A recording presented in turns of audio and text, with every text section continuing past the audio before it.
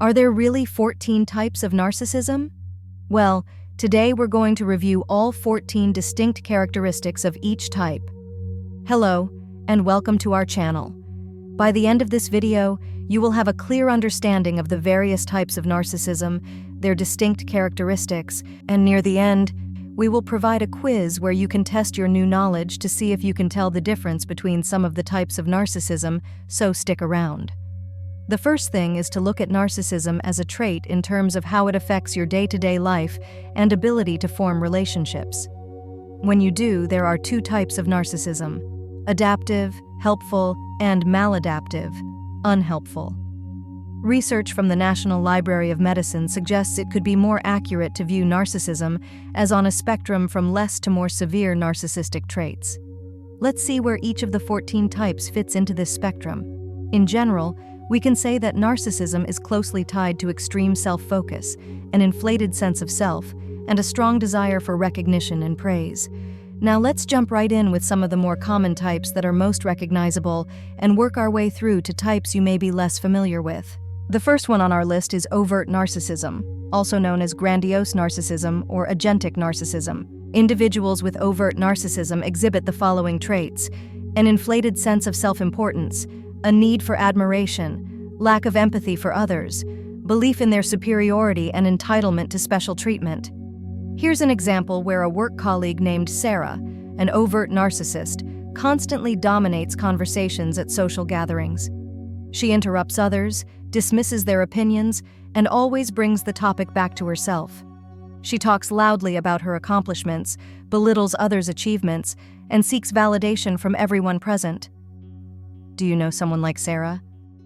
Second on the list is covert narcissism, also referred to as vulnerable narcissism. Characteristics of covert narcissism include fragile self-worth, hypersensitivity to criticism, fear of rejection, seeking attention and validation from others. Here's an example where Emily, a covert narcissist, presents herself as a caring and empathetic friend. She often listens attentively to her friends' problems and offers support, but her assistance is conditional upon receiving praise and admiration. When her friends seek her advice, she subtly manipulates the conversation to make it about her own struggles and achievements.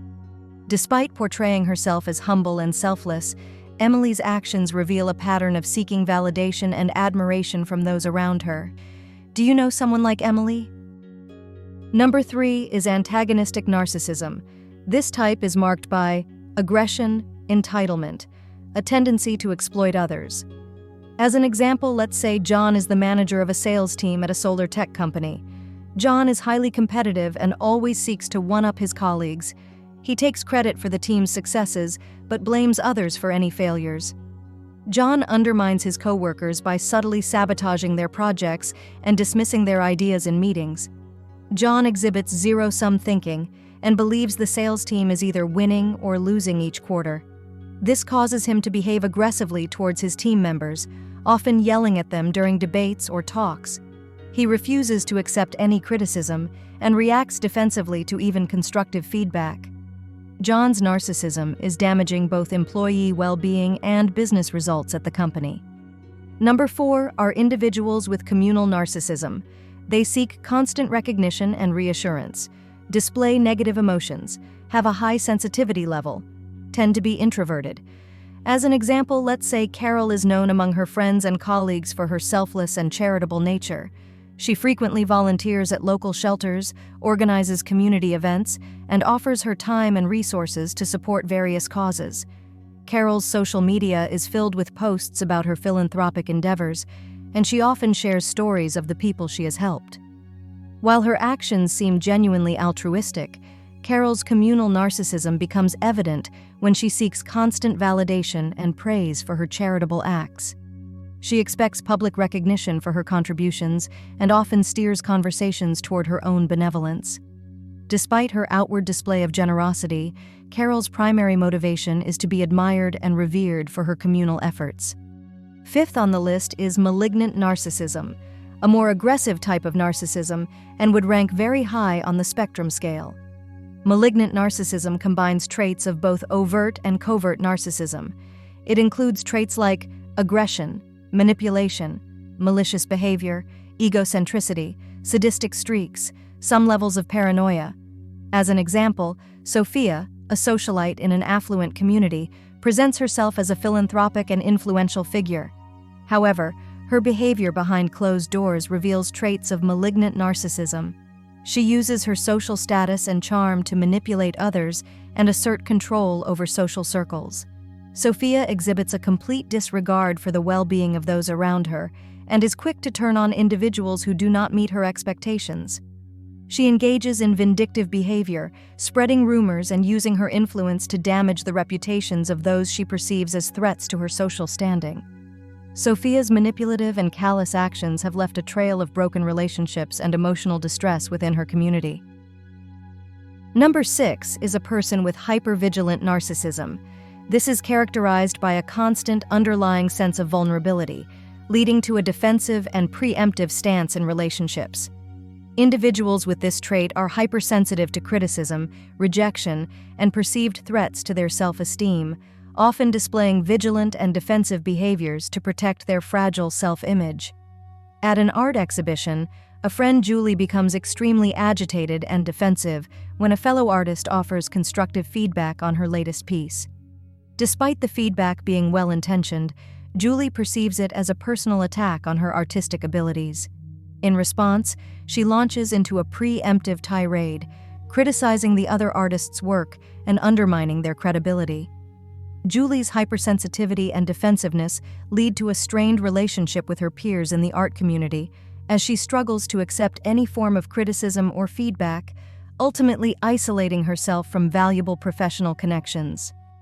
Number 7 is exhibitionist narcissism, which can be characterized by a grandiose sense of self-importance, a constant need for attention and admiration, shows envy and arrogance, a lack of empathy, and a tendency to exploit others for personal gain. They are also prone to black and white thinking and seeking out situations where they can be the center of attention, and may have difficulty accepting criticism or failure. A quick scenario where a person with exhibitionist narcissism might display these traits could be at a social gathering. Let's say this person, we'll call them Alex, attends a party and immediately begins to dominate the conversation, steering it toward their achievements and talents. They constantly seek validation and admiration from others, interrupting and talking over anyone who tries to share their own experiences. When someone else receives a compliment or attention, Alex finds a way to redirect the focus back to themselves, subtly belittling the other person's achievements. Additionally, Alex may boast about their material possessions and make condescending remarks like, "You're embarrassing yourself," to assert their superiority. Okay, we are around halfway through, and if you find this information helpful, hit the like button to let us know. Now here are 7 more types of narcissism you may not be familiar with. Number 8, for example, is sexual narcissism. This refers to a personality trait characterized by an excessive preoccupation with one's own sexual prowess, attractiveness, and desirability, often at the expense of considering the needs and desires of one's sexual partners. It's the all about me event. Individuals with this trait often view others as objects for their own sexual gratification and may lack empathy or concern for the well-being of their sexual partners. They may seek out multiple sexual partners to validate their desirability and may use their sexual prowess as a means to assert their power and superiority. A quick scenario where a person with sexual narcissism might display these traits. Let's say this person, we'll call them Jim, attends a party and immediately begins to flirt aggressively with multiple individuals, using sexually suggestive language and gestures to gain attention. Jim may make inappropriate comments about the appearance of others, objectifying them and displaying a lack of respect for their boundaries. When interacting with potential sexual partners, Jim will always prioritize his own gratification and show little concern for the desires or well-being of the other person, seeking validation through sexual conquest. Next at number 9 is vindictive narcissism. These traits include a strong need for revenge, a tendency to hold grudges, and a desire to assert dominance and control over others.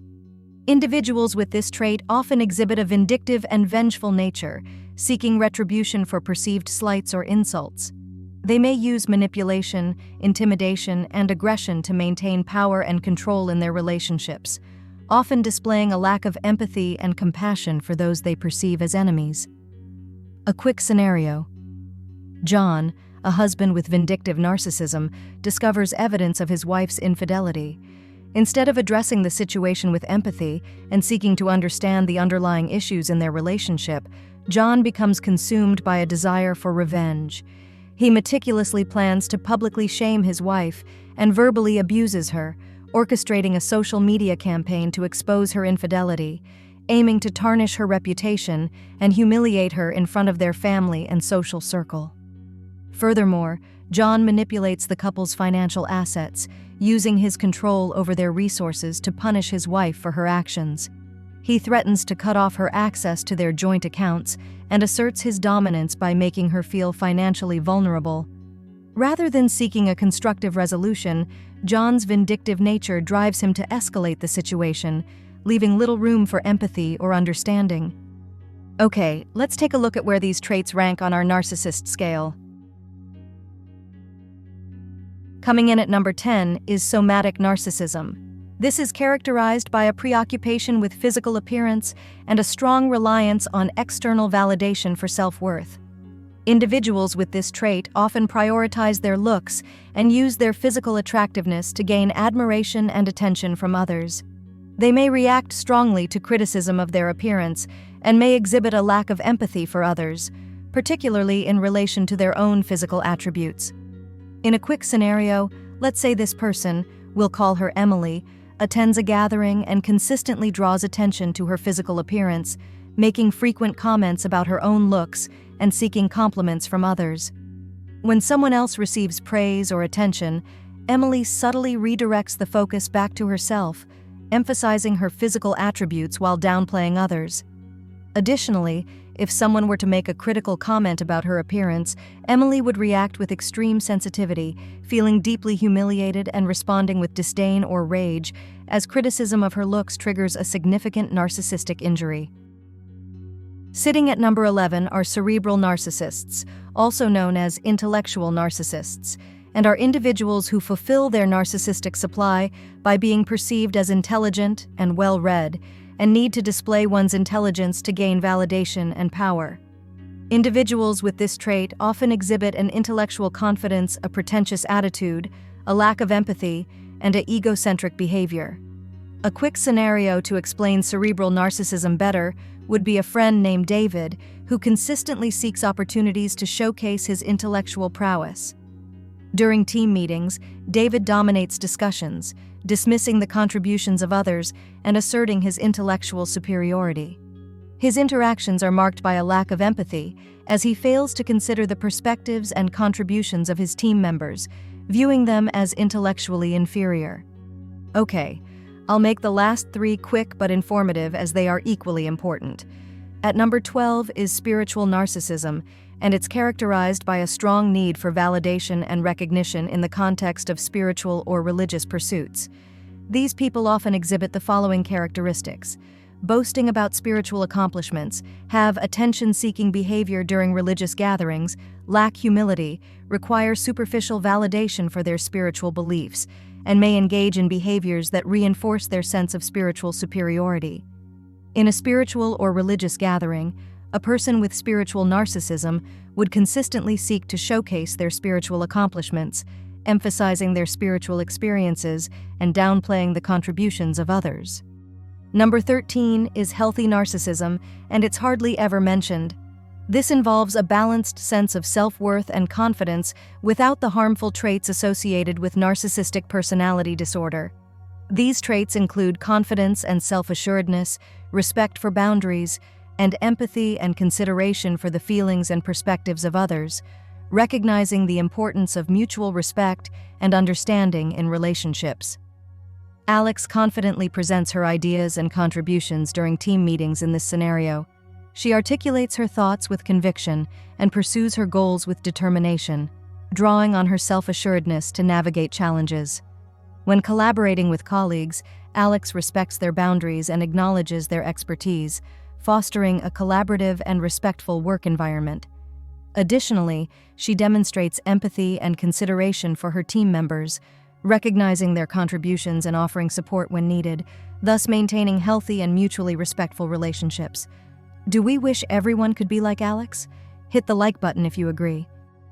Last on the list is grandiose narcissism, probably the most recognized form, as it's characterized by an inflated sense of self-importance and a strong need for admiration. Individuals with this trait often exhibit an exaggerated sense of self-importance, entitlement, exploitative behavior, and a lack of empathy. Here's an example. At a social event, John, a grandiose narcissist, is dressed lavishly in an expensive suit. He immediately becomes the center of attention by loudly boasting about his successful business. When others try to join the conversation, John interrupts and redirects the focus back to himself. He speaks condescendingly to less successful people at the event, acting entitled. Additionally, John disregards boundaries by excessively flirting with others to stroke his ego, without consent. Probably safe to say we all know a John like this one. Now, as promised, a quick quiz on the topic of narcissism. Keep score and see how well you do with your new knowledge. Are you ready? Let's go. Scenario 1. During a team meeting, a colleague consistently interrupts others, dismisses their ideas, and asserts their own opinions as superior. Which type of narcissist is this? A. Somatic narcissism. B. Cerebral narcissism. C. Grandiose narcissism. The correct answer is B. Cerebral narcissism. In this scenario, the colleague's behavior of interrupting others and asserting intellectual superiority aligns with the traits of cerebral narcissism. Scenario 2. At a social gathering, an individual monopolizes the conversation, boasts about their spiritual achievements, and criticizes the beliefs of others. Which type of narcissist is this? A. Healthy narcissism. B. Spiritual narcissism. C. Grandiose narcissism. The correct answer is B. Spiritual narcissism. The individual's behavior of boasting about spiritual achievements and criticizing others' beliefs reflects the traits of spiritual narcissism. Let's do one more. Scenario 3. A person constantly seeking validation for their physical appearance, posts numerous selfies on social media, and craves attention for their looks. Which type of narcissist is this? A. Grandiose narcissism. B. Somatic narcissism. C. Healthy narcissism. The correct answer is B. Somatic narcissism. The individual's behavior of seeking validation for their physical appearance aligns with the traits of somatic narcissism. So where do all these traits rank on our narcissist scale? Let's take a look. How did you do on the quiz? Did you get all 3 correct? If you did, then you are very knowledgeable at identifying the difference between these 14 types of narcissism. Well done. One last question for you. Are you familiar with the top 10 manipulative words used by narcissists? You can check out this video to see if any of their words sound familiar. As we continue our series on narcissism, we encourage you to subscribe to learn the latest insights and strategies for dealing with challenging personalities. See you in our next video.